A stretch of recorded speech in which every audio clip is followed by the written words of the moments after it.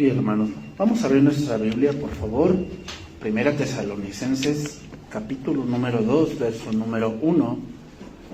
Vamos a estar estudiando esta parte de la Escritura esta mañana. Primera Tesalonicenses, capítulo 2, verso número 1. Vamos a continuar con nuestra serie Preparados en Cristo. Preparados en Cristo, basado en la carta a los tesalonicenses. Este es el tema número 5. El tema de esta mañana se titula Cristo, el fundamento. Vamos a ver que hay varias razones por las cuales hay varias congregaciones que desaparecen. Y sí, hermanos, o sea, no lo vamos a negar, eso es una realidad, que hay varias congregaciones que, pues sí, con esta pandemia cerraron definitivamente. Otras porque ha ocurrido cierto suceso desafortunado dentro de la congregación, división, muchas otras cosas que a veces es vergonzoso mencionar que sucede. Pero en un punto dado, hermanos, la iglesia no desaparece. Desaparece una congregación, una parte, y algo que debemos entender y que Dios me llevaba a entender es que las congregaciones que nosotros conocemos en diferentes lugares, y no solamente me refiero del estado del México, en cada estado de la República, sino también en nuestro municipio hay diferentes congregaciones que yo en lo personal conozco, que están en ciertos lugares. Y Dios sabe por qué esa congregación está ahí, en una ubicación específica, que tiene un pastor, vamos a ponerlo así, de cierto tipo de carácter en ese tipo de congregación. Y cada cosa tiene un propósito. ¿Qué?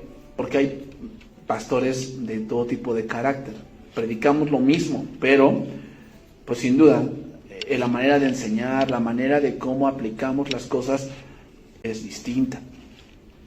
Y eso tiene un propósito en Dios. Así como nos han dicho, los padres que tuviste o los padres que tienes son los padres que necesitabas. ¿Verdad? Lo mismo. O sea, el pastor que tiene esa congregación es el pastor que necesita. Con su carácter, con su edad, su manera de preparación tal vez académica o preparación teológica, es lo que esa congregación necesita. Y sin duda hay que ir avanzando. Pero vamos a darnos cuenta hoy, hermanos, que esta iglesia tesalónica nació en un punto muy crítico de persecución, y la razón por la cual no desapareció y por la cual la Iglesia Universal no desaparece es porque Cristo es el fundamento, y vamos a entender eso. Entonces, Primera Tesalonicenses, capítulo 2, verso número 1, dice ahí: porque vosotros mismos sabéis, hermanos, que nuestra visita a vosotros no resultó vana, pues habiendo antes padecido y sido ultrajados en Filipos, como sabéis, tuvimos de nuevo en nuestro Dios para anunciaros el Evangelio de Dios en medio de gran oposición, porque nuestra exhortación no procedió de error ni de impureza, ni fue por engaño, sino que según fuimos aprobados por Dios para que se nos confiase el Evangelio, así hablamos, no como para agradar a los hombres, sino a Dios, que prueba nuestros corazones. Vamos a estudiar esos 4 versos en esta mañana. En el capítulo 1 de esta primera carta a los tesalonicenses, Pablo se presenta como el evangelista, aquel que llegó a Tesalónica en medio de una revuelta, entró a una sinagoga, empezó a predicar, gente se empezó a convertir a Dios. Entonces, la gente celosa, ¿verdad?, de ver que mucha gente se había convertido a Cristo, entonces los empezaron a perseguir, y Pablo tuvo que huir de Tesalónica a Berea, y de Berea hasta Atenas. Entonces, en el capítulo 2 vamos a ver ahora a Pablo como el pastor. pues explica cómo el gran apóstol cuidó de los nuevos creyentes en las iglesias que fundó. Entonces hay varias cosas que se deben hacer en una congregación, y una de ellas sí es el evangelismo. Es muy claro que se debe de hacer. O sea, el evangelismo hay que evangelizar gente, pero también hay que discipularla, y por eso hay varios ministerios dentro de la iglesia.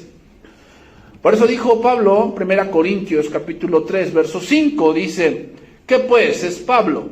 ¿Y qué es Apolos? Pablo y Apolos, recuerdan que en Corinto había el problema de que se dividían. Y yo soy de Pablo, yo soy de Apolo, yo soy de Cefa, yo soy de Cristo. Entonces dice aquí Pablo, dice, tratando este asunto en Corinto, dice: servidores por medio de los cuales habéis creído. Y eso según lo que a cada uno concedió el Señor. Es decir, hay cosas que Apolos entendía que Pablo todavía tal vez no lo entendía muy bien. Y había cosas que Pablo entendía que Apolos no había entendido muy bien. Entonces es lo mismo, hermanos. Hay pastores que han entendido misterios de Dios que tal vez yo no he entendido. Y hay cosas que yo he entendido que ellos no han entendido. Y así va a ser siempre. Pero ¿por qué pasa eso? Bueno, porque dice: yo planté, Apolos regó, pero el crecimiento, o sea, hay alguien que va a evangelizar y hay otros que van a discipular. Y así es esto. O sea, si tenemos que, somos un cuerpo, por eso, ¿no? O sea, no comes no con todo, no siempre comes con el pie, ¿verdad? O sea, hay cosas específicas que las haces con las manos, y con los pies haces otras. Con los ojos haces otras cosas. ¿Por qué? Todos en conjunto hacemos algo. Dice: así que ni el que planta es algo, ni el que riega, sino Dios, que da el crecimiento. Y el que planta y el que riega son una misma cosa, aunque cada uno recibirá su recompensa conforme a su labor. Porque nosotros somos colaboradores de Dios, y vosotros sois labranza de Dios, edificio de Dios. Entonces, sin duda hay que llevar el evangelio, y como muchos dicen, alcanzar a los perdidos. Pero en el capítulo 2 nos muestra que no es solo ir dejando convertidos regados. No. Sino que también hay que discipularlos. Hay que cuidar de esa plantita para que crezca, ¿verdad? O sea, no solamente sembramos la semilla, ya creció la matita y pues a ver cómo le va, ¿no? No. Hay que tener otro tipo de trabajo.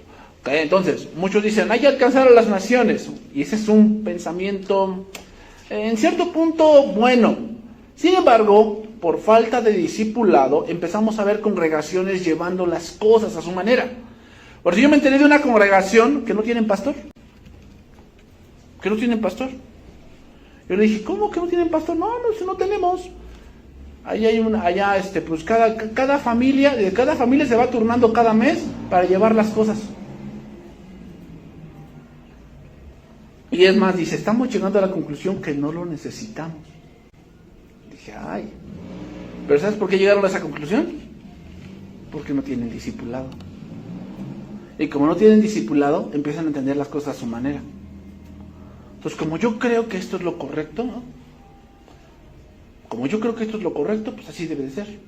Mira, otros empiezan a pensar que la Biblia ya no es el único libro que se debe estudiar, en el sentido de que la Biblia es la palabra de Dios, y empiezan a poner otro tipo de literatura a la altura de la Biblia. Nada está a la altura de la Biblia, nada. La Biblia es lo absoluto, la Biblia sin error, la Biblia es toda verdad. No importa qué libro haya, que sea un bestseller, que sea de un gran iluminado, no importa, ese es un libro de hombres. La Escritura es palabra autoritativa. Pero hemos llegado hasta ese punto, de que es que lo sacó fulano pastor tan famoso. Y no es tampoco. Yo cuando lo leí me llenó de poder. ¿Y la Biblia no te llenó? Bueno, sí, también, pero no, o sea, como que yo sentí una frescura con este libro. No, lo que tú tienes es comezón de oír. Tengan cuidado con eso. Muchas veces sí, o sea, anhelamos que Dios nos muestre otras cosas. Pero no creamos que Dios nos va a revelar fuera de Él mismo. Ese es un error que muchos cometen. Y como andan ansiosos, dice la palabra en Timoteo, y tienen comezón de oír, que escucharán espíritus engañadores y doctrinas de demonios. Por eso es importante el discipulado. Es importante el responder, bueno, yo ya creí, ¿qué sigue? ¿Qué sigue? Vamos, lo que sigue es que debes de crecer en Cristo. Debes de tener las herramientas, como conocer las herramientas como la oración, la meditación, la lectura de las Escrituras, la lectura sistemática, exegética de las Escrituras, y ya después te puedes ir a la lectura temática de las Escrituras. O sea, hay varias maneras de estudiar la Biblia. Y requiere ¿qué? Tiempo. Y requiere pruebas también. Requiere pruebas. O sea, parte de la vida cristiana es tener pruebas. ¿Para qué? Para que nuestra fe sea fortalecida. Las pruebas son necesarias para que nuestra fe sea fortalecida. Entonces, el problema que pasa con alguien que no ha sido discipulado es que ya creyó en Cristo, pasó un tiempo, le vienen pruebas y él dice, ¿qué pasa conmigo? Y no lo entiende. ¿Por qué no lo entiende? No tiene las herramientas necesarias para entender algo que es lógico que va a venir. No lo entiende. ¿Qué le hace falta? Discipulado. Discipulado. Entonces voy a entrar ahora en este capítulo teniendo este pensamiento, y es que Pablo envió a Timoteo para ver a los nuevos convertidos. Se entera de que los nuevos convertidos continúan en Cristo, y ahora Pablo procede a animarles y a enseñarles otras cosas que son necesarias saber.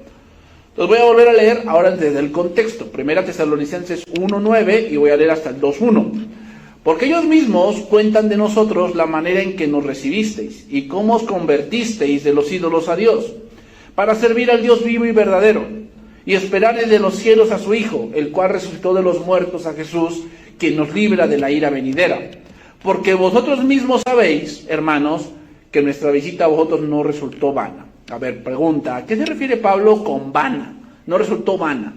La palabra vana significa, en este caso, algo que no tiene sentido, algo que no tiene ningún resultado, no tiene ningún provecho. De ahí viene también la palabra vanidad.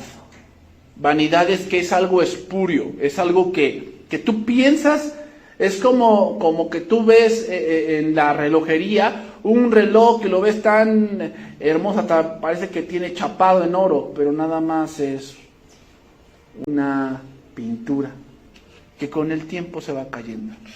Y tú pensabas que era un reloj tan maravilloso, pero al final te das cuenta que era una vanidad. Eso es lo que significa. Entonces, muchos asocian el que te vaya mal, hablo en el punto humano, lo asocian a que Dios está enojado con ellos. Y por eso les va mal en su negocio, o les va mal en su trabajo, o en su familia. Y por eso tienen muchos problemas, y no necesariamente.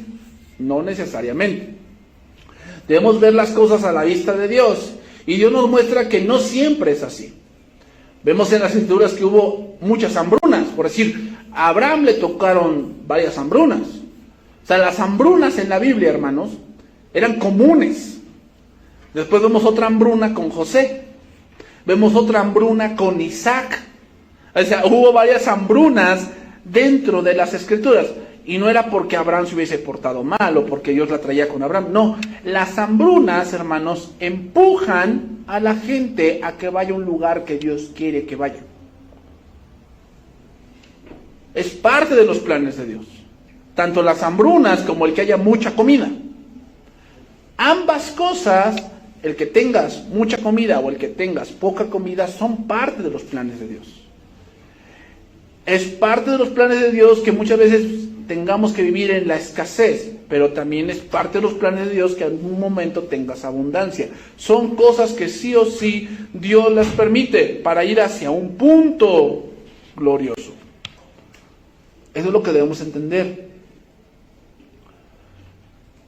El Señor nunca dijo que te iba aquí y que no iba a haber problemas en el ministerio. Él nunca dijo eso. Lo que sí prometió fue su presencia y ayuda para salir victorioso. Entonces muchos, como te digo, muchos asocian el que me vaya mal, y te digo, según el punto humano. Vamos a entenderlo así, hermanos. ¿Tú piensas que Dios haga algo malo?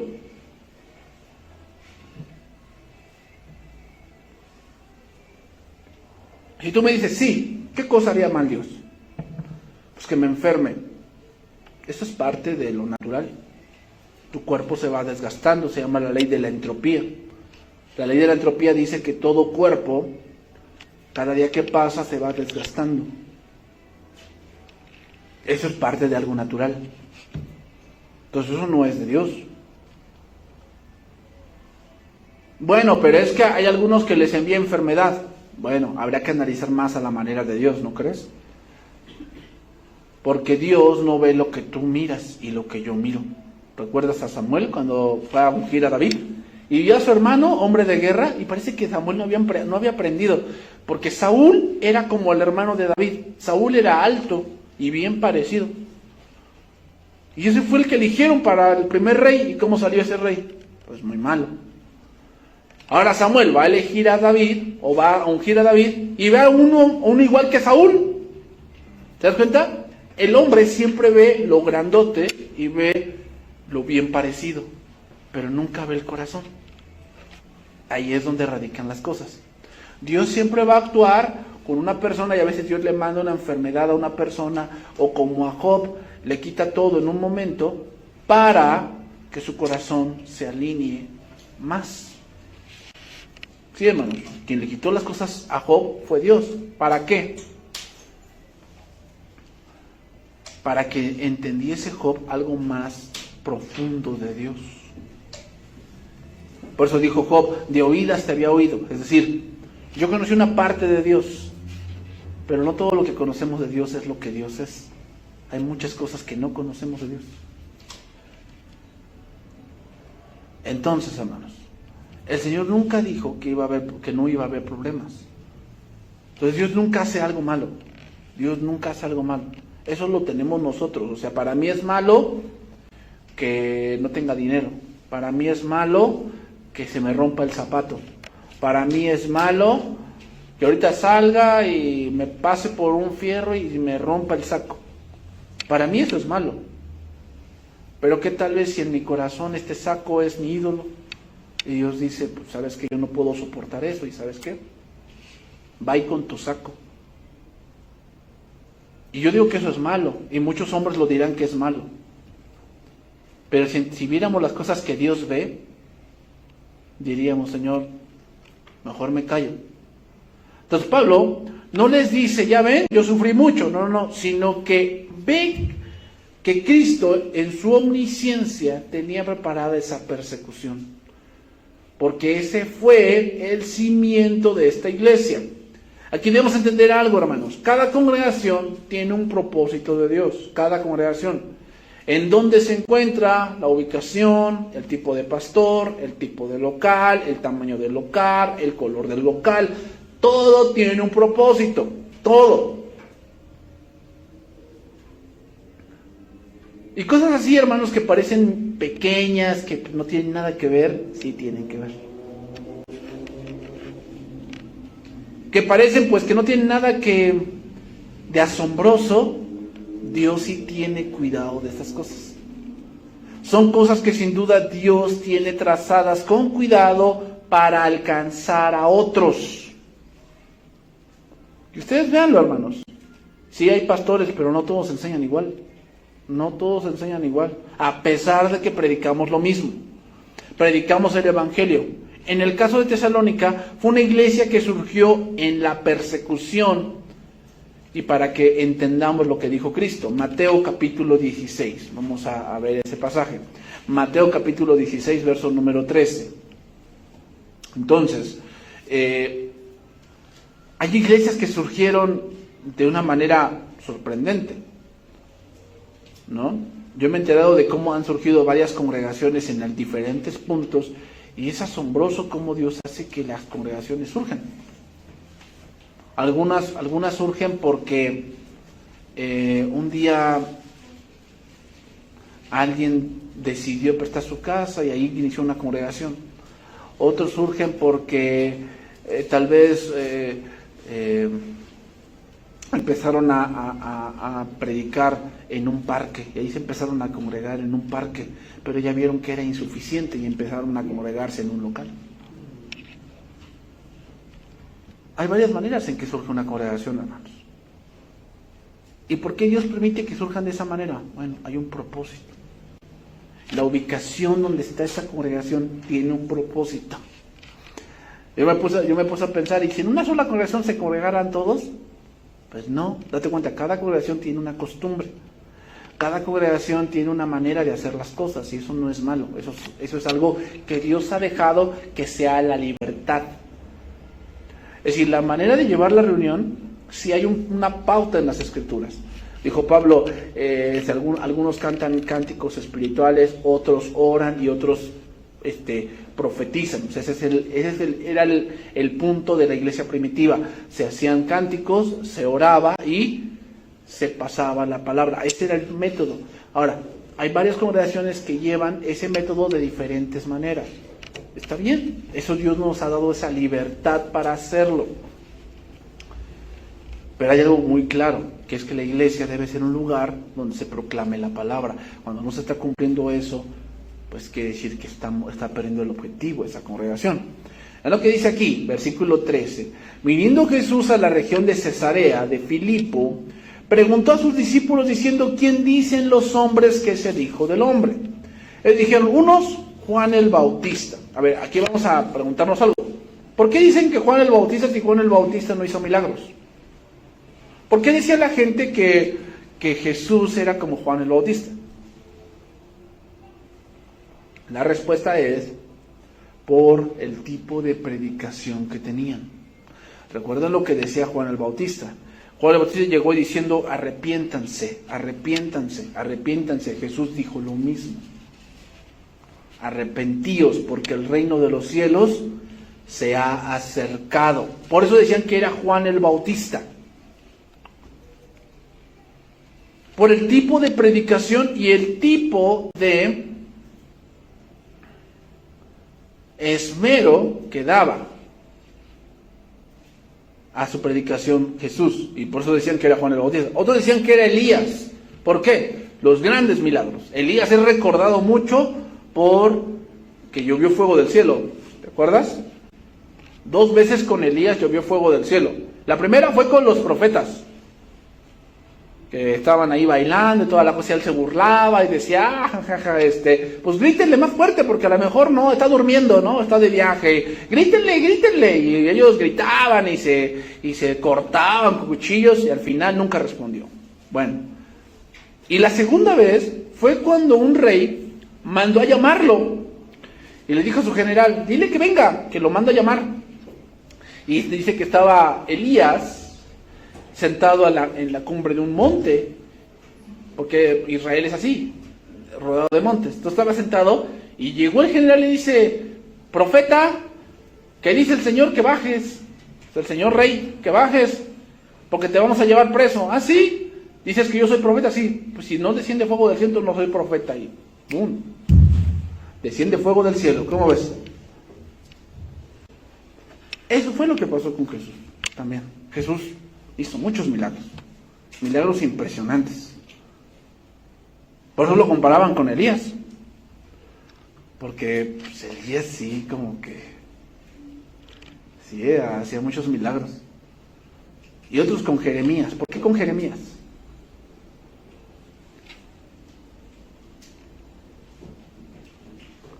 Porque las Escrituras decían que había uno que iba a surgir que tenía el carácter como de Jeremías. Había 2 personas en la antigüedad, hermanos, que los rabinos dicen que serían el Mesías. Uno fue el rey Ezequías.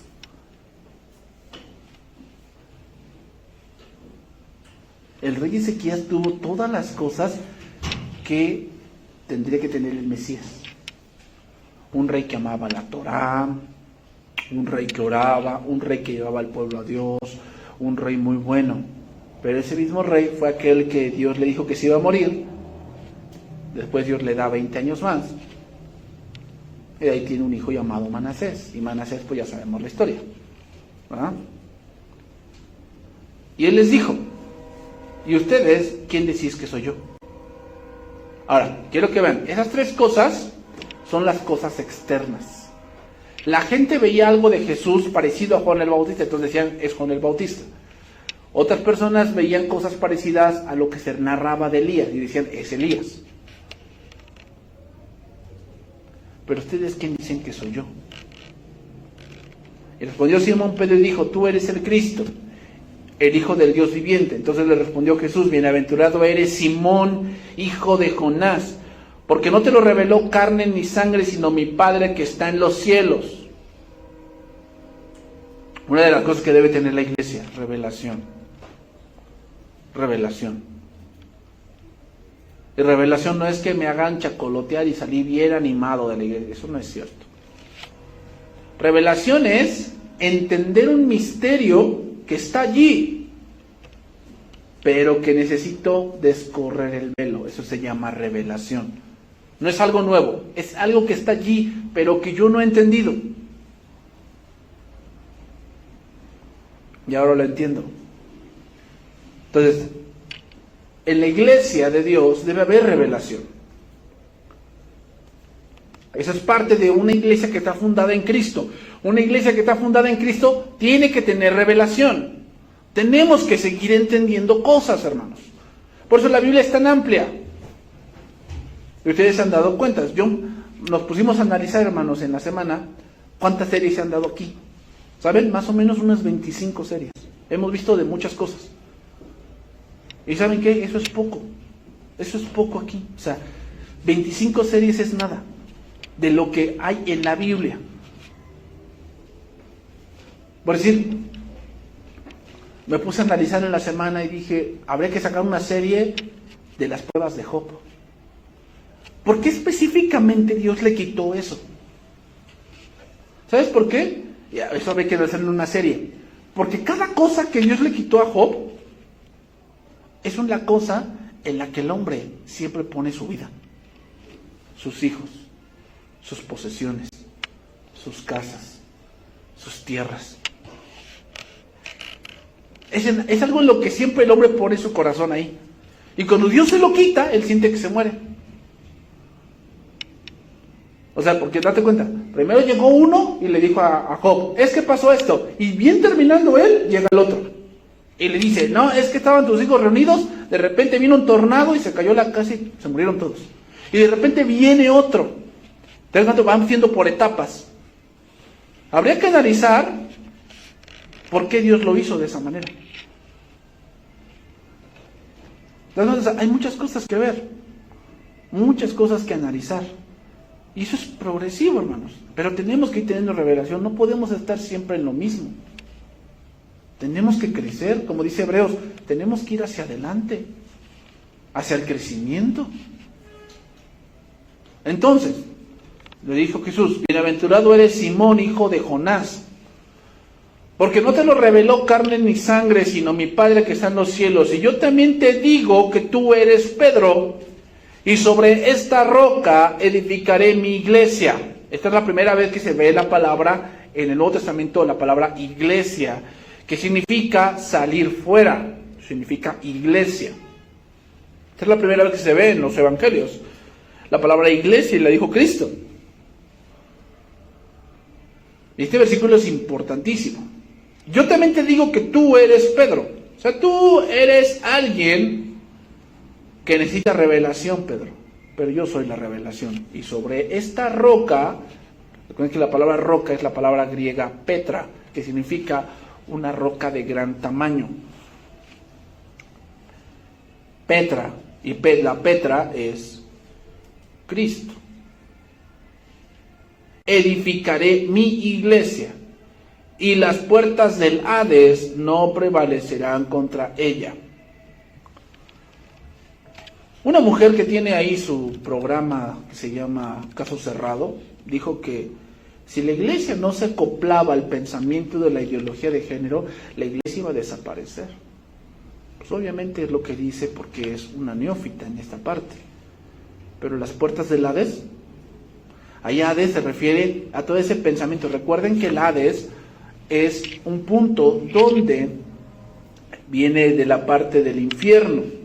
Pero en este caso no se aplica en el punto del infierno, sino recuerden que en el tiempo del Hades, que era la palabra Gena, que viene de un valle de huesos, donde ahí Josafat echó toda la pudredumbre, donde ahí se hacían sacrificios de bebés y sacrificios humanos. Allí el rey Josafat, también el rey Josías, quemó huesos. Ahí lo pueden ver en la serie de la autoridad delegada. Josías quemó huesos y destruyó toda esa parte en ese valle y lo convirtió en un basurero, para que nadie volviese a ese punto. A lo que se refiere aquí entonces es que las puertas del Hades no prevalecerán, es que todo pensamiento, cuando decimos todo ese pensamiento viene del infierno, ¿a qué nos referimos? Nos referimos a que ese pensamiento de esa persona contra la iglesia o contra la Biblia viene de un basurero. Y hermanos, en serio, hay pensamientos que son basura, que no tienen nada que ver. Pensamientos como ese, la iglesia va a desaparecer. Perdóname, la iglesia no está fundada en un hombre. Y nada puede hacer que la iglesia desaparezca. La iglesia no desaparece, hermano, ni va a desaparecer. Solamente en un momento. ¿Sabes cuándo va a desaparecer? Cuando Cristo regrese. Ahí sí, en un momento, en un abrir, ahí sí. Pero que desaparezca porque no se adapta a los tiempos. Porque sigue predicando un libro que ya tiene más de 20,000 años o 2,000 años que está escrito. Cosas que ni siquiera, o sea, es bien machista. Viene esto, viene el otro. Dirán lo que quieran. Pero antes sea Dios veraz y todo hombre mentiroso. Entonces, cuando una congregación de verdad está fundada en Cristo, no importa lo que venga, las puertas del Hades no prevalecerán contra ellas. No importa que los maten. El Imperio Romano lo intentó. Mataba a cristianos y por uno que mataban surgían 3. Y entre más los mataban, más se multiplicaban. Pero ¿sabes cuándo fue? Cuando la iglesia empezó a morir un poco. Cuando vino Constantino e hizo que la religión cristiana fuese la religión oficial del imperio. Ahí fue donde el cristianismo empezó a decaer. Es increíble, pero las iglesias donde más cristianos empiezan a ver es en China, donde más los persiguen. En Afganistán, que ahorita tomaron los talibanes, es donde más cristianos hay, porque es donde más los persiguen.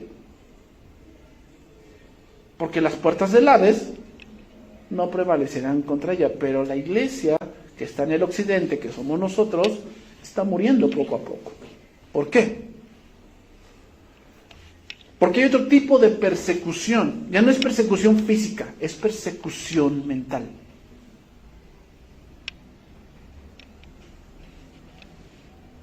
Esa es la persecución que hoy se está levantando, la persecución mental. Diciéndote, es que tú debes de pensar así. Y es triste verlo, pero hay gente, cristianos, mujeres, hombres, que piensan como el mundo está pensando, y eso es un grave error. Porque si la sal deja de ser salada, ya no sirve para nada. Si tú empiezas a pensar como el mundo, aunque tú digas que eres cristiano, no sirves para nada. Porque ya no eres salado. Has perdido tu consistencia, ya no sirves para nada. Y eso es lo que está pasando el día de hoy. Hoy la persecución en el occidente no es a base de lo físico. Eso ya es algo extremo, de que te ponen una multa, te meten a la cárcel. No. Ahora la batalla es en la mente. Que te empiezan a bombardear en la televisión con, ya no digas así, ya no es sexo, porque el sexo ya no es algo relativo, ahora se llama género, y eso está mal dicho. Hermanos, está mal dicho.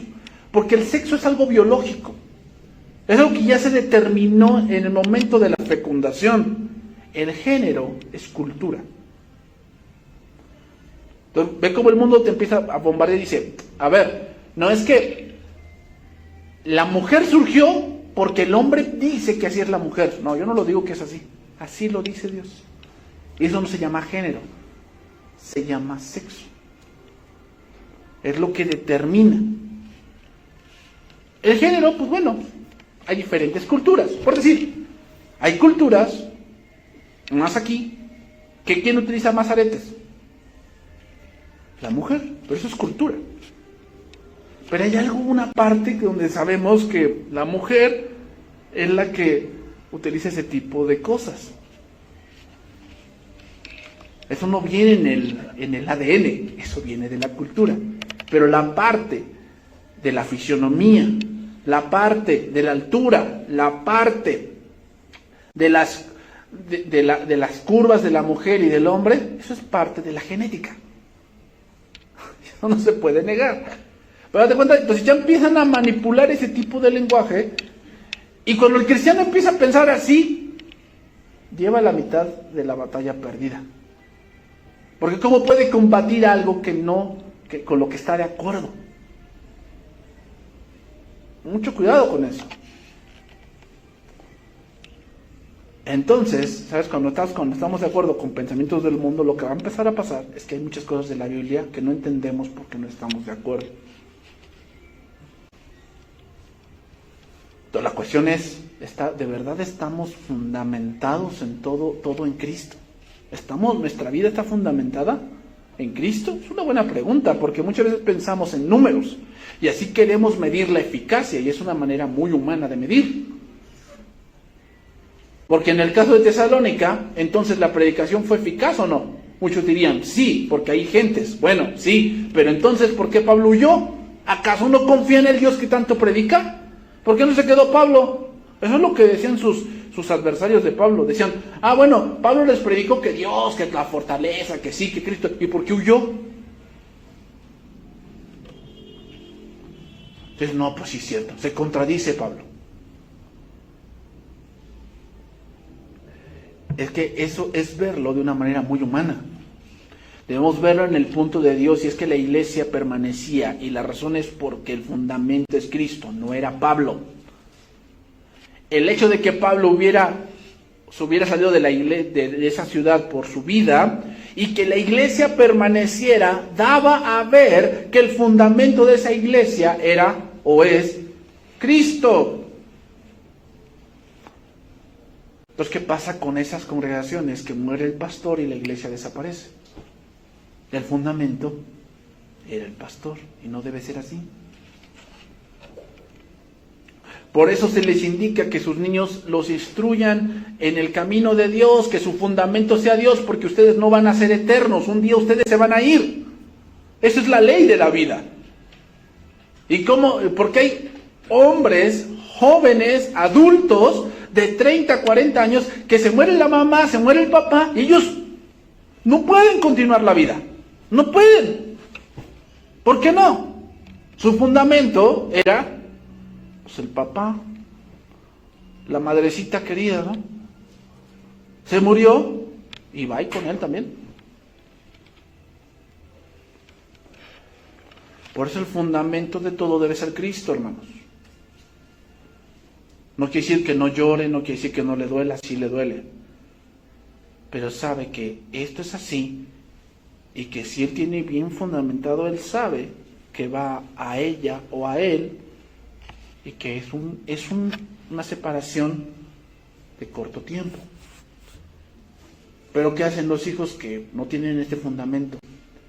Se van a beber, llevan una semana bebiendo, y brindan por la madre, y van a medianoche al panteón. ¿En serio? ¿De verdad? O sea, y es increíble. Y han pasado años, y no pueden continuar. Y el trabajo lo perdieron, y el matrimonio lo perdieron, y los hijos que tenían, pues lo ven que ha cambiado demasiado, porque su fundamento no era Cristo. Por eso, hermanos, recuerden, instruye al niño en su camino, y cuando fuese viejo, ya cuando es viejo, yo creo que ya tú ya no estás, ¿verdad? Ya. No me imagino que él tenga 90 y tú 91, pues no creo. ¿Verdad? No. Ya se supone que cuando él es viejo, pues tú ya no estás. Es lógico. 2 Timoteo 1:12, seguimos ahí. Por lo cual asimismo padezco esto, pero no me avergüenzo, porque yo sé a quién he creído. Es 2 Timoteo 1:12, dice, por lo cual asimismo padezco esto, pero no me avergüenzo, porque yo sé a quién he creído, y estoy seguro de que es poderoso para guardar mi depósito para aquel día. Mira lo que dice Pablo en este pasaje, hablando del fundamento. Lo voy a leer en lenguaje actual, para ir pasando más adelante. Por eso mismo estoy sufriendo ahora, pero no me avergüenzo de lo que me pasa, porque yo sé bien en quién he puesto mi confianza. Estoy seguro de que Él tiene poder para hacer que la buena noticia se siga anunciando hasta que llegue el fin del mundo. Yo les voy a decir algo, hermanos, que ya pasó un año, pero después me enteré.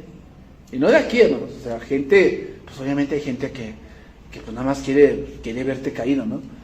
Cuando murió la coordinadora de iglesia infantil, ya empezaron a llegar, ya ven, esa familia está mal porque se les murió la mamá. Y yo digo, pues voy a decirles que esto es algo natural.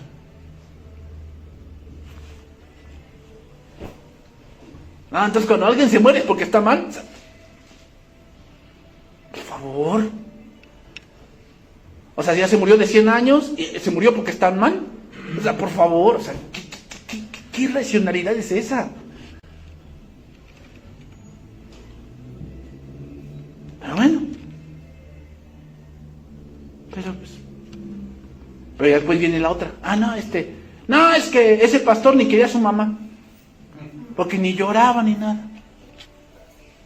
Vamos al otro lado también.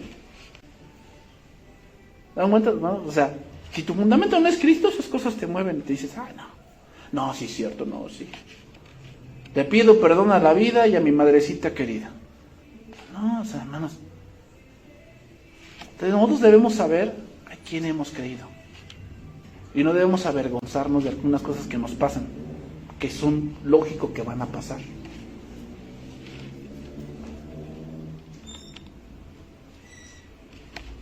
Entonces, hermanos, Tesalónica es el vivo ejemplo de lo que es una iglesia fundada en Cristo, que a pesar de la persecución, permanece. 1 Tesalonicenses 2:2, seguimos allí. Pues habiendo antes padecido y sido ultrajados en Filipo, como sabéis, tuvimos de nuevo en nuestro Dios para anunciaros el Evangelio de Dios en medio de gran oposición. Lenguaje actual. También saben que en la ciudad de Filipos nos insultaron, ¿sí?, y maltrataron, pero aunque tuvimos muchas dificultades, Dios nos dio el valor para anunciarles la buena noticia. Pablo declara que en el ministerio el proclamador del Evangelio sufre y en muchas ocasiones es maltratado. Lo que llama la atención son las circunstancias tan negativas bajo las cuales estos hombres anunciaron el Evangelio. Anteriormente en Filipos, Pablo y Silas fueron azotados y un tremendo castigo físico por causa del Evangelio. Además de recordar a sus lectores acerca de los dolores físicos que habían sufrido. Y ante grandes pruebas, hermanos, Pablo predicó con valentía. La oposición que tuvo solo hizo resaltar en el más valor y fe en el Señor para entregar la palabra de Dios. Hermanos, la verdadera predicación del Evangelio trae esto, no trae felicitaciones, sino que trae cosas que solo en Cristo podríamos soportar. Muchas veces pensamos que como estoy predicando la Biblia me tienen que decir, sí, pero si tú siempre dices cosas bonitas. No es cierto. Te van a llamar loco, fanático, cretino, cretina, cerrada del cerebro. ¿Sí? Entonces no solo la persecución era la afirmación para Tesalónica, sino también para Pablo. En ocasiones, hermanos, más que el sufrimiento físico queda en la memoria la indignación y la vergüenza que se pasó. Y esta difícilmente se borra. Tanto en Tesalónica como en Filipos se encontró Pablo con gran oposición, pero con más valor para vencer. Las luchas de Pablo, hermanos, se comparan con las luchas de un atleta que está dispuesto a pasar por todo con tal de ganar la carrera. Así es la carrera cristiana, hermano. La carrera cristiana es una carrera de resistencia. ¿Y va a haber pruebas? Sí. A mí que me gusta ver esos documentales de los atletas, lo que más he visto es que una de las cosas que los atletas deben más vencer, ¿saben qué es? El pensamiento de que están haciendo cosas que otros no hacen. Porque hay jóvenes que pues van a participar en los Juegos Olímpicos y se abstienen de fiestas, se abstienen de salidas, hay que dormir temprano, hay que entrenar temprano, hay que estar en el gimnasio, y eso lo evita de estar en muchas cosas, evitar el alcohol, evitar sustancias prohibidas, hay que entrenar más de lo normal. Y todo eso, ¿sabes qué traen algunos? Depresión.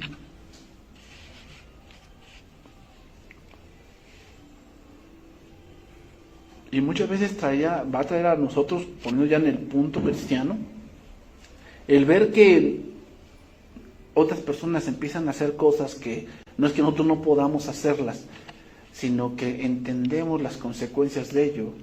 Va a traer preguntas como, ¿estoy en el camino correcto?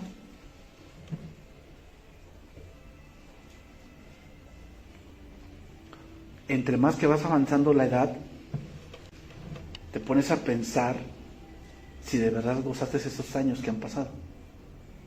Entonces ya tengo 40, ya tengo 50 años, 30 años. ¿De verdad he gozado bien esos años? ¿O he perdido mucho el tiempo? ¿Qué hice este último año? Iglesia, trabajo, obviamente pues los resúmenes del pastor loco que está diciéndonos, ¿va? Sus manuales, sus exámenes, y ahí se fue toda mi vida. ¿De verdad ese es el punto donde puedo gastarla? ¿Así debe de ser?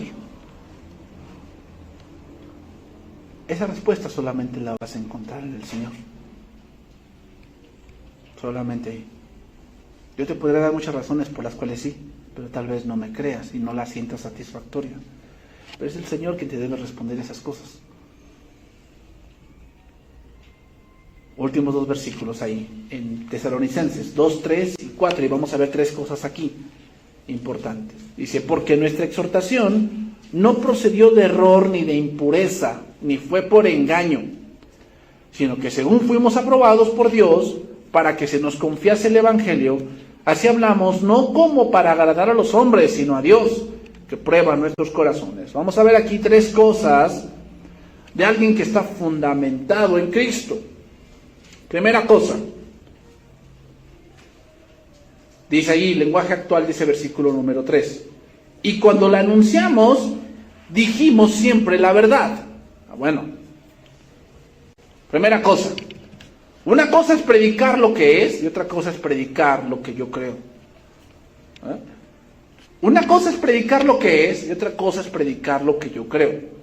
Hermanos, en la salvación debemos estar muy seguros de lo que Dios pide y lo que ocurre.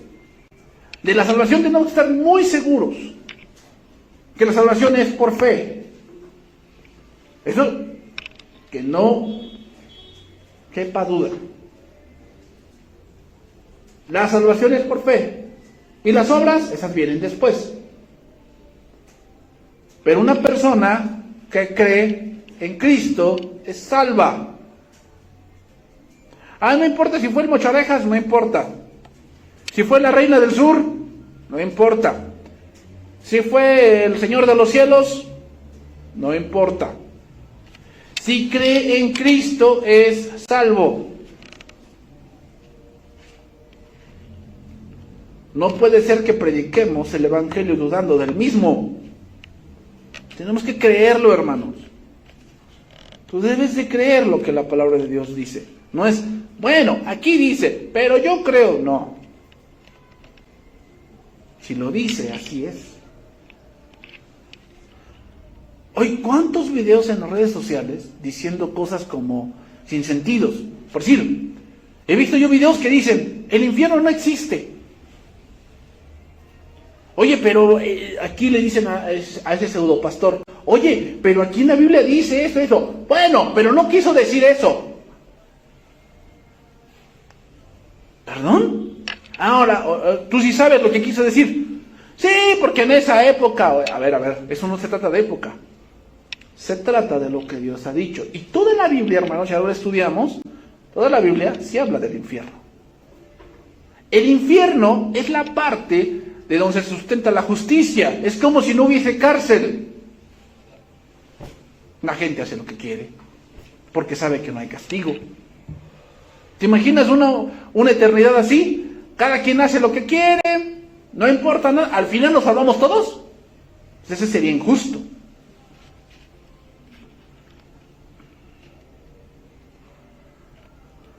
Otros hombres que le preguntan a un pseudopastor: oye, una persona que vive en fornicación o es un homicida, ¿a dónde se va a ir? Y la respuesta es: no lo sé. ¿No lo sabes? ¿Qué acaso no dice la Biblia que todos los que practican tales cosas no heredarán el reino de Dios? ¿No dice eso? Bueno, no quiso decir eso. Por fin, ¿es lo que es o es lo que crees? ¿Cómo? ¿Qué predicamos? ¿Lo que es o lo que crees? Muchos predican lo que creen, que dice ahí. Gente que se cree pastores o alguna autoridad eclesiástica y dicen: ay, no es para tanto. Si tú eres muy sincero y eres alguien que no hace mal a nadie, seguro te vas al cielo. Seguro. No, seguro lo engañas, porque este pseudopastor que tiene una congregación grande, diciendo que la música debe ser más inclusiva y que debemos seguir el concepto de gracia, y gracia es alcanzar a todos, no importa lo que crean. El chiste es que sean sinceros. Entonces digo, entonces, ¿quién está equivocado? ¿Él o Cristo, cuando dijo: el que no coma mi carne y bebe mi sangre no tiene herencia conmigo? Y dice que muchos empezaron a dejar de estar con él porque la palabra era dura. ¿Quién está mal? Pero ten en cuenta, la batalla es en la mente. Entonces, mucha gente oye a ese pastor, a ese pseudopastor en el internet, y como su pastor es bien duro, y es bien, parece lija, ¿no? Que lo ven así como que nada más le digo algo y como que me elija, las cosas. Entonces, yo pienso que él está mal, porque él no muestra el amor de esa manera. Porque no importa lo que crean, no importa cómo vivan, el chiste es que Dios los ama. No, sí importa. Sí importa. Pura mentira, puros mentirosos, y hay de ellos. Porque en aquel día no habrá de que yo no sabía, es que yo pensé, yo creí. Y como dijo Cristo, llegarán aquel día y dirán: Señor, ¿no profetizamos en tu nombre? Y en tu nombre hicimos muchos milagros. Y Jesús les dirá: no los conozco. Pero eso es a lo que nos estamos enfrentando hoy, hermanos. Ahora, la Biblia, en las redes sociales y en el internet, está sujeta a lo que yo crea. Fíjense nada más, está sujeta a lo que yo crea. Gente blasfema, llegando al punto de decir: Dios es mi compa. No, yo vivo así porque Dios es mi compa, Él y yo nos entendemos. Perdóname, no sé qué Dios sea. Pero, no, pues sí, también el mío, también es mi compa. Pues no sé qué Dios. Pero lo que sí sé es que Dios en la Biblia aborrece cómo vives. Y si no te arrepientes, número dos. La primera es predicar lo que es o lo que creo, ¿no? Esa es la primera cosa, por eso dice que no les mintió. Número dos, analizar bien mis motivos en mi vida cristiana. Analizar bien. ¿Cuáles son mis motivos? Y eso es importante, tenerlos bien en claro, porque muchas veces el motivo que me está llevando a la iglesia no es el correcto. Pondré un ejemplo. Juan capítulo 6, verso 25. Lo voy a leer en Dios habla hoy. ¿Recuerden el contexto de ese pasaje? Juan capítulo 6, verso 25. El contexto es: la alimentación de los 5,000, la gente se sacia, y entonces Jesús se pasa al otro lado del mar, y lo van a seguir. Y lo encuentran, y entonces le dicen, al llegar ellos al otro lado del lago, encontraron a Jesús y le preguntaron, Maestro, ¿cuándo viniste acá? Jesús les dijo, les aseguro que ustedes me buscan porque comieron hasta llenarse. Comieron hasta llenarse. Se atragantaron. Y no porque hayan entendido las señales milagrosas. No trabajen por la comida que se acaba, sino por la comida que permanece y que les da vida eterna. Esta es la comida que les dará el Hijo del Hombre, porque Dios, el Padre, ha puesto su sello en él. ¿Cuáles son mis motivos? No. Es que yo soy pastor porque yo dije, pues conozco Biblia. Y ya varios de mis vecinos me dijeron que pues tú deberías ser cura. Pero como se escucha medio católico, ¿no? Cura, mejor pastor. Y pues aquí estoy. Aquí estoy, porque pues mucho me dijeron, como yo conocía mucha Biblia más que ellos. No, hombre, pues sí, en un mundo de ciegos, pues el tuerto es rey, sí. Pero es que todos me dijeron que yo fuera cura, y pues, no, se escucha feo. Y por eso ahí andan ahí, dizque pastoreando, pero... No, es que yo hice un trato con Dios. Que si Él me ponía en un lugar para sustentarme, yo le dije, no me des, ponme donde hay. Entonces yo le daría lo que ganara. Y bueno, aquí llevo 20 años. Pues tu motivación no es la correcta. O sea, que tú estás con Dios mientras te dé. No. Es que me dijeron que aquí ayudan. Y bueno, que demuestren el amor, ¿verdad? Porque el que diga que el dinero no es la felicidad, pues que lo deposite a mi cuenta. ¿Ah? Porque te voy a decir algo, el que trabaja a Dios por salario, le trabajará al diablo por uno mejor. Si tu motivación es por lo que me da Dios, es un motivo muy egoísta. El motivo nunca debe ser ese. Porque si tu motivo es por lo que te da Dios, el diablo te va a dar otra cosa. Que tal vez que Dios te lo puede dar, obviamente, pero el diablo te lo da más rápido. Entonces ahí va esa la gente que tiene un pie en el mundo y un pie con Dios. ¿Por qué? Porque cuando necesito de Dios, aquí estoy, Señor, toma mi corazón, toda la cosa, pero cuando veo que Dios se tarda en responder, me voy con el diablito. ¿Va? ¿Y qué onda, compadre? ¿Me vas a ayudar o no?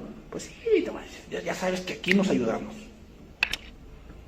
Pero eso tiene una trampa. Siempre el diablo es tramposo, ¿eh? El diablo sí te da lo que quieres, pero hay una trampa detrás siempre. Siempre. Porque recuerden por eso que dice la palabra, o que dijo Cristo en Juan 8. Porque el diablo es homicida, porque él es mentiroso. Y, o sea, él nunca da... Sí, él de verdad no da paso sin guarache. Él sí de verdad. Él, si va a dar algo es porque te va a tender una trampa. Nada de que no, yo hice un pacto con el diablo y él y yo somos cuates. Pues eso es lo que te hace creer. Y eso es lo que muchos el día de hoy hacen, ¿eh? Se suben al púlpito con números en la cabeza, ¿va? Colegiatura, renta de local, letra del coche, vacaciones, los cosméticos de mi esposa. ¿Nosotros cómo lo hacemos? Bueno, vamos a trabajar por la comida que se acaba, es decir, los engaño. Pero al final, con ese engaño, los envió al infierno. Entonces, el que trabaja por salario, le trabajará al diablo por uno mejor. Hay que analizar bien los motivos, hermanos. Por eso mucha gente se va y lo ves en el mundo. ¿Sabes por qué? El motivo por el cual venían a la congregación no era el correcto. Cuando el diablo les ofrece algo mejor, prefieren irse para allá. Pero cuando tu motivo es Cristo, no importa lo que venga. Tú vas a permanecer. Termino. 1 Tesalonicenses 2:4 y vamos a terminar. Sino que según fuimos aprobados por Dios para que se nos confiase el Evangelio, así hablamos. No como para agradar a los hombres, sino a Dios que prueba nuestros corazones. Aquí la palabra aprobados viene de la palabra griega dokimazo. Y significa poner a prueba o pasar un examen. Pasar un examen. Sí, hermanos. Hay una parte del instituto bíblico y una parte de la vida cristiana que es importante entender. Y es, Dios te da teología. Es decir, te enseña de la Biblia, de lo que lees, toda la cosa, pero después viene el examen de lo que aprendiste. ¿Cómo? Alguna vivencia. Donde tienes que poner en práctica lo que has aprendido. ¿Qué pasa si no pasas esa prueba? ¿Qué te hacen en la escuela cuando repruebas un semestre? Pues lo repites. Así va otra vez. ¿Por qué crees que Israel empezó a dar vueltas y vueltas y vueltas? Porque hubo una prueba que no pasó. ¿Y quién volvió a ponerse en esa prueba? Sus hijos. Y sus hijos sí la pasaron. Pero los padres no la pasaron. Por eso hay muchos cristianos que tú los ves que están dando la vuelta y la vuelta en lo mismo. Porque no pasan esa prueba. No la pasan. Sigue de lo mismo, siguen pensando lo mismo, siguen creyendo lo mismo y siguen dando vueltas en lo mismo, en lo mismo, en lo mismo, en lo mismo. No pasan la prueba. Y están mucho tiempo en el instituto bíblico y está bien, pero la prueba que debieron haber pasado con todo lo que Dios les enseñó, no la pasan. Y como no la pasan, Dios no los puede bendecir más. ¿Por qué? Porque son niños.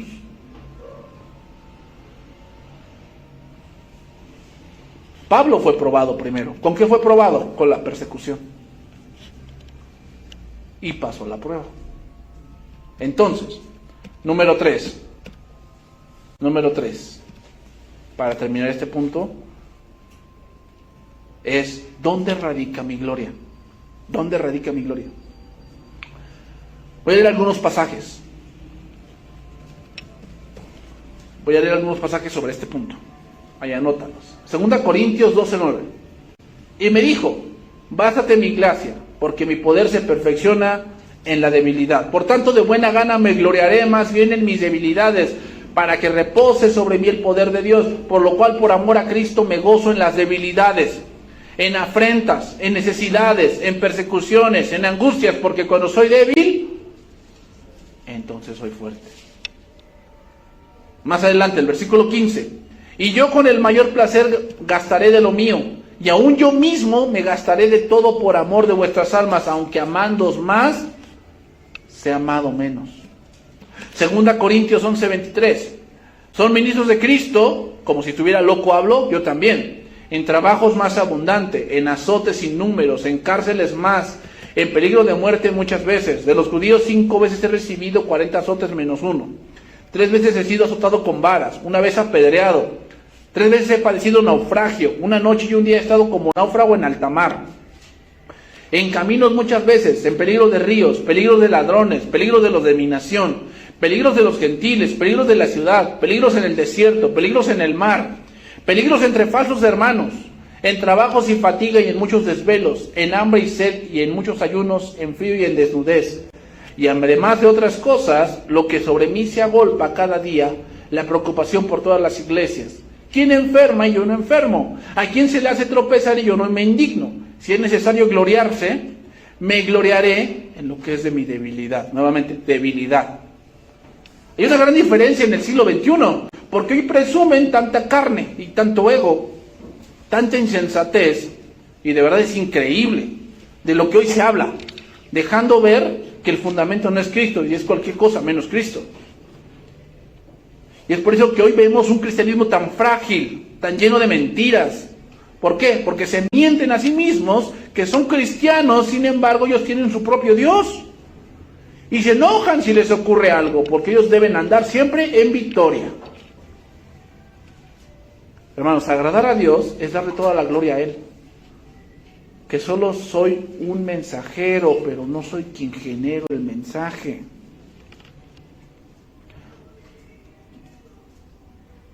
Podrá ser muy grande la congregación, hermanos, pero si no está fundada en Cristo, cuando venga una persecución es la primera que desaparece.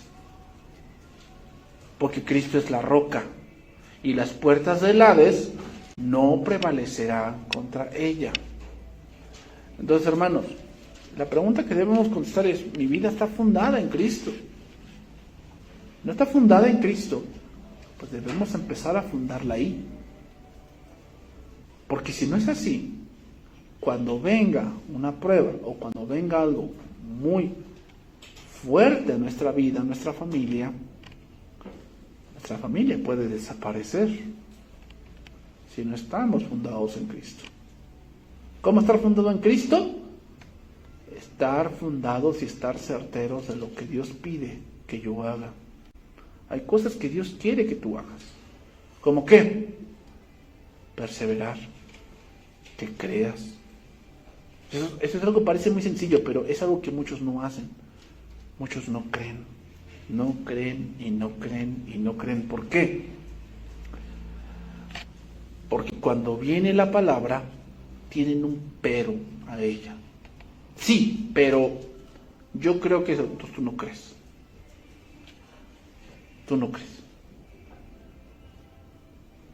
Porque le pones un pero a lo que Dios quiere. Dios dice, cree en mí, no te olvides, no te olvides. Cuando tengas, no te olvides, no te olvides. ¿Y qué pasa cuando llega a tener? Loco se quiere volver. ¿Cree? No cree, no cree. Hermanos, hay que creer. La fe es importante. Y si no creemos la palabra, hermanos, es por eso que no pasamos muchas pruebas, porque no creemos. No creemos. Y si no creemos, hermanos, vamos a seguir dando vueltas y vueltas y vueltas y va a pasar tus 30, tus 40, tus 50 y sigues en lo mismo. Sigues en lo mismo. ¿Por qué? Porque no crees. Debemos de creer, hermanos. Venga lo que venga. Creer en lo que Dios nos ha dicho en su palabra. Vamos a orar y vamos a terminar este tiempo.